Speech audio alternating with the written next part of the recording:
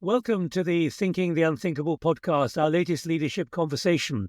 With the arrival of Donald Trump as US president, it's easy to default to being gloomy about the prospects for tackling sustainability, climate, biodiversity, and the declining prospects for nature and achieving net zero.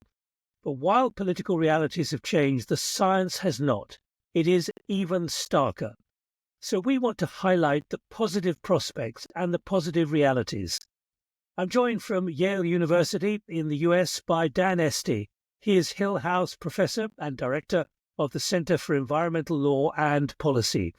Dan has been what you might call eternally positive about what can and will be achieved.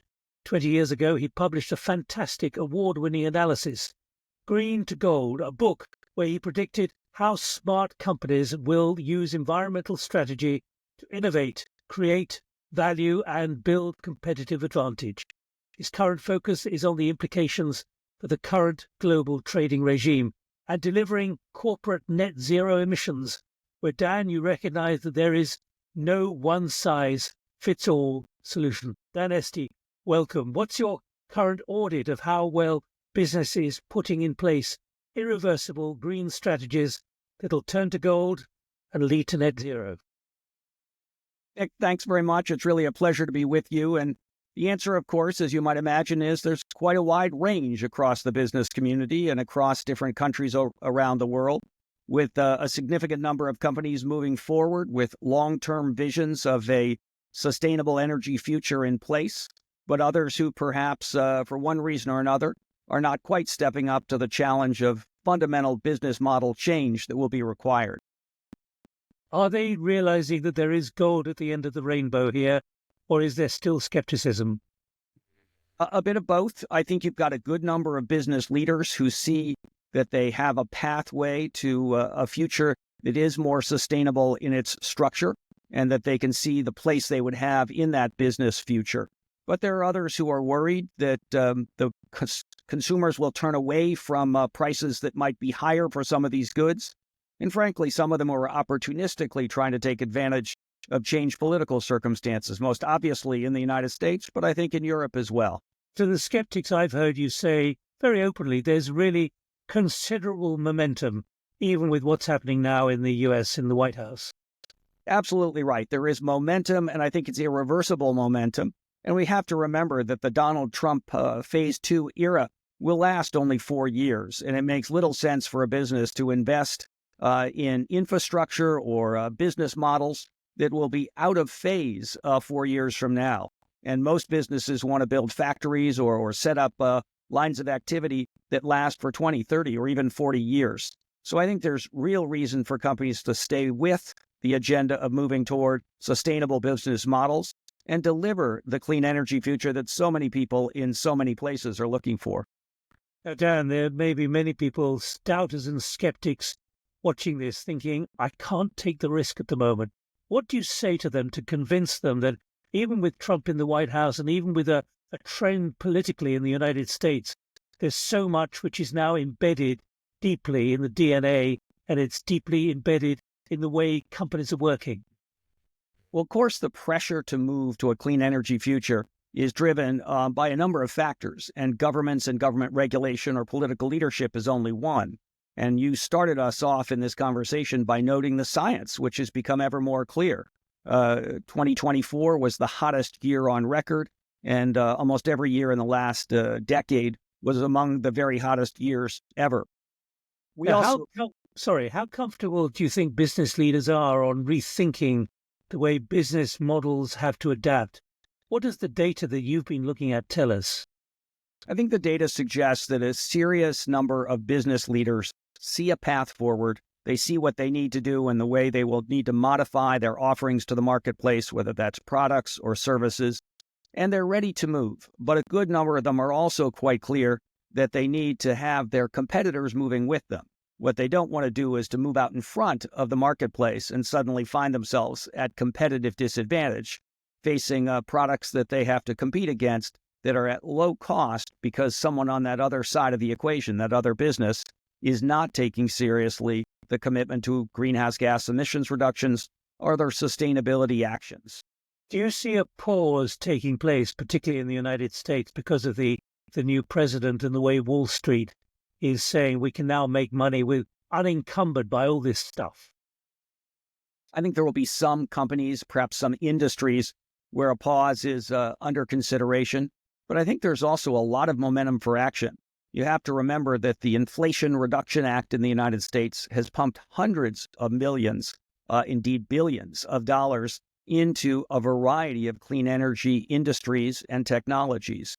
And a good bit of that money is now out in the marketplace, setting up and being used to set up new factories, new facilities, and drive new markets. And my expectation is that that momentum continues. A good bit of it is in what we call in America red states, states that are aligned with the Republican Party. And I think it's going to be tough in a deeply divided Congress to get some of those Republicans to vote against funding that generates jobs in their districts or in their states. So in the U.S., I see momentum continuing. And I think in Europe, there's a similar kind of reconsideration underway. The new leadership team in terms of the European Union is seeing itself needing to focus on growth and competitiveness. But I think the commitment to a green future remains strong, and the companies that are looking at longer-term trends recognize they need to be in line with both what's going on in Europe and the United States, and frankly, in much of the global South as well. Now, one of the things you've talked about time and time again is green becoming central to a company's license to operate. Has it crossed the Rubicon there? In other words, is there a clarity, a direction of travel, and an open course in front of companies to make them realize they can turn green into gold? I think a good number of companies recognize that what is happening in society is a shift away from an old view of business role in society, a business ethics, we might say, that's put a primary focus on shareholder returns, sometimes, in fact, called the shareholder primacy theory, and sometimes referring to Milton Friedman, the famous University of Chicago economist who articulated this 60 years ago. In recent times, I think you've seen many business leaders saying that era is gone. We have a broader place in society we have to attend to, and we're really in an era of stakeholder responsibility. And businesses owe a debt to society. They're a creation of the societies they come from, and they owe a debt to their employees, to their customers, to their suppliers, to the communities they operate in, and frankly, to society more broadly. And I think that reality is emerging, perhaps slowly, but ever more clearly. And in the future, it's going to be very hard to have a business model that depends on extracting private gain while putting burdens on society. So that view, which economists might call a no uninternalized externalities approach, is really, I think, becoming ever more clear to the business community and requiring changes in how they envision their future. But how do you read what's happened, for example, to BlackRock, the enormous investment community run by Larry Fink, where 2 years ago he was saying very clearly, we're going to go green. And then he had to pull back because the pension funds in the United States didn't like the returns. They felt they were being compromised on returns. The returns weren't big enough. And Fink has had to roll back on that. What does that tell us about the ways of looking at the options, returns versus the moral compass of what is needed for green? Well, I think what it turns out, Nick, in fact, is that there are a diversity of investors out there. And some number of investors prioritize the absolute top returns and are not that interested in a sustainable foundation for the businesses they put their money into. But an ever larger number of mainstream investors, this is not some select group that are particularly focused on the green transition, but mainstream investors are ever more saying, I want my values and my portfolio to be in better alignment. And I think those investors, and it may not yet be a majority, but it's a significant minority, are pressing for investment vehicles that allow them to get that alignment. And Larry Fink is, I think, simply responding to a diversity in the marketplace. He's got some funds that are now highly aligned with a sustainable future, and some others where those issues are downplayed because the investors are not telling him that's their priority. But I do think this is a world that's moving forward quite quickly and will consistently and continually move toward more options for sustainable investors in the years ahead. Now, with the work you're doing at Yale University, and you've got a big department there, What's your view about the way the public is now seeing this?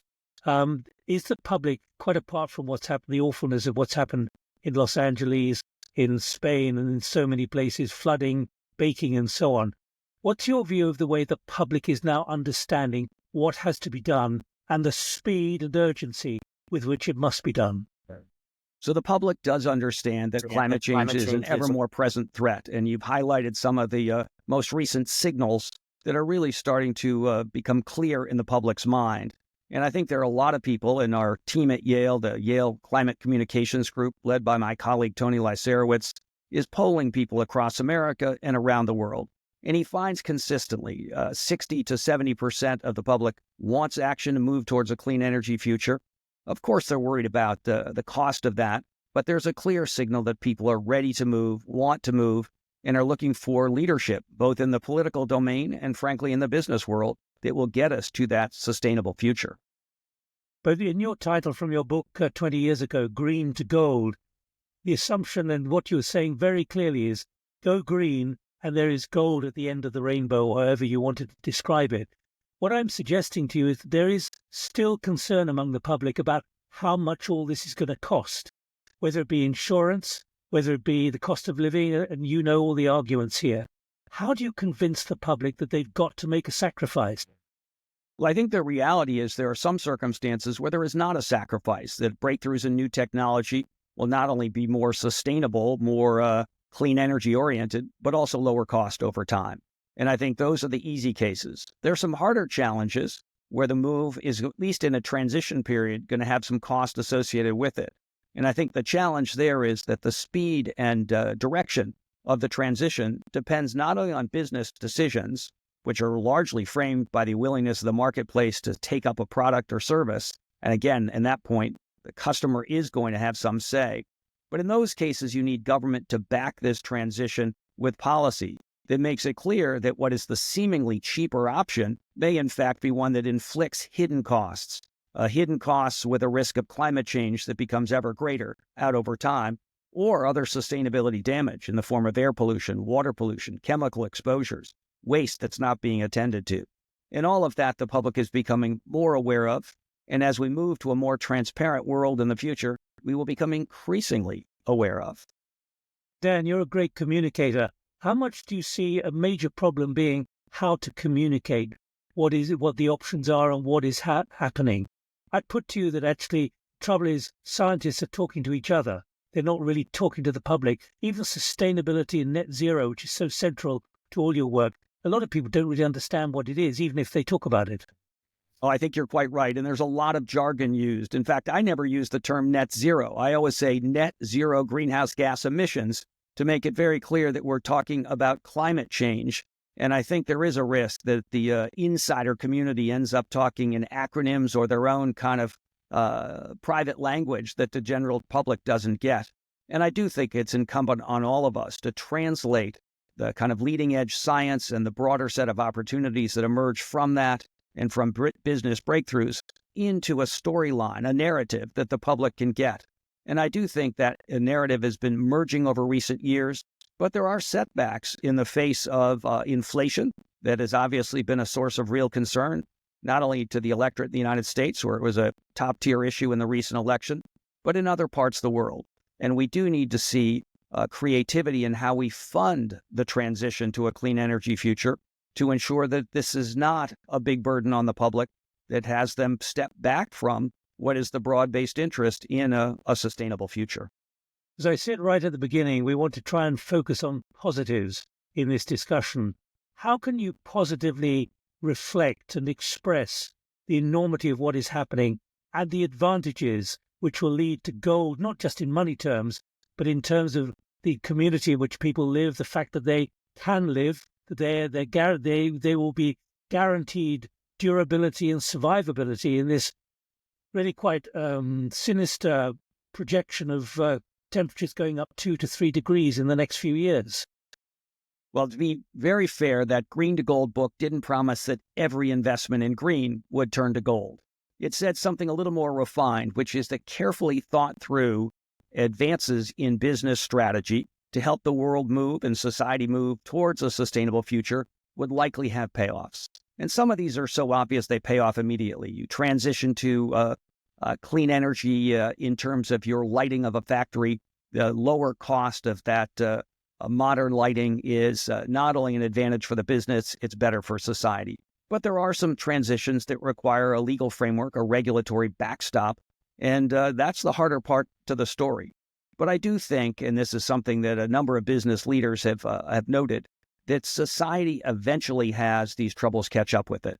And if there are going to be more fires and less available insurance, more floods in certain part of the world, more hurricanes and other windstorms, people are going to start to take note when they can't get insurance to have a house in some parts of the world, and where they can't afford to pay the costs of resilience, which is going to require us to begin to rethink how we put ourselves forward in terms of infrastructure investments, whether that's roads or power stations or switching systems or rail lines. All of that is at risk. And I think the public's starting to see these costs accrue. Indeed, even Donald Trump in recent days, having been to California where these recent fires took place, started to say, well, maybe the federal government can't afford to be the backstop that pays for the relief after disasters. And that, as a signal, may be one that begins to register with people that there needs to be action taken to avoid the kind of harm that we're seeing. Dan, we've got a couple of minutes left. Let me put to you something which I read in one of your documents about how much corporates are really hiding behind distant target dates, which means any commitment is actually slower or almost irrelevant because they keep talking about 2040, 2050 as opposed to the urgency of what needs to be done in 2 or 3 years. No, there's absolutely the case that you've got a wide range of company responses, with some that are taking this challenge seriously, that are putting forward action plans and pledges to move towards net zero greenhouse gas emissions over time, but doing so with interim targets that allow you to gauge whether they're taking those first steps in the coming years. And yet, of course, there are other companies, and it's sometimes hard for the everyday person to distinguish, other companies that are simply saying, yes, we're going to be at net zero emissions someday, but they don't tell you when, and they may not be taking those action steps in the short term that we need as a sign of real seriousness about this transition. Now, finally, in the last minute or so, can you just summarize what you're doing about trade and how that is being impacted by what we're talking about? One of the interesting things is that there's a lot of pushback on trade now, and yet the trade system has done a great deal for people all over the world. It's been a critical element of economic success in countries not just in Europe or North America, but profoundly in the global South in recent decades. And what it also turns out is that the trade system is one of the very best ways to move the technologies we need, and frankly, beyond the technologies, the ideas, the policy approaches, and the framing strategies from where they exist now in a few places, out across the world at speed and scale. And the trade system has historically been enormously good at that kind of dissemination of cutting-edge technologies, and as I said, beyond that, ideas and policies and approaches. And we need that, but we also need, in addition, and I think this is something that Europe is focused on, a mechanism that ensures that those that would bring products to the global market at a lower price because they're ignoring sustainability commitments, beginning with greenhouse gas emissions reduction targets, but ultimately broader commitments beyond that to protect nature and biodiversity, those companies or countries have no place getting competitive advantage in the 21st century going forward. And the trade system has rules and procedures that allow any such advantage to be taken away through something called countervailing duties. And that's done already where companies or countries are taking advantage of currency manipulation or other unfair trade practices. And those same principles now need to be brought to bear to reinforce the world community's commitment to a sustainable future.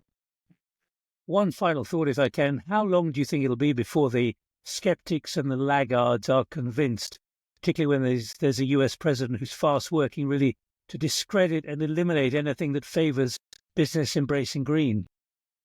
I do think we can't anticipate full success in the next year or 2 or 4, but I think this trend is, as we've discussed, really moving slowly and steadily toward a future that is sustainable and toward a future where there's no private gain at public expense. And I think it's the case that governments everywhere are realizing that there's an opportunity to make people pay for the pollution harms they're causing, beginning with greenhouse gases, but moving beyond that. And there's a great attraction to that from a government point of view. And I think that trend continues. But it's a decade or two long process, not one we can anticipate in the very short term. Well, Dan, I admire your optimism. Thank you so much for joining us. And you can reference every detail that Dan has given us. A transcript of the podcast will be posted in parallel on our website, along with contact details for both us and for Dan. Do please join us when we have a conversation about thinking the unthinkable again. Subscribe to our YouTube channel, where you'll find all our podcasts going back. And from me, Nick Gowing, until the next time, keep thinking unthinkables. More than ever, it's both possible and necessary. Bye-bye.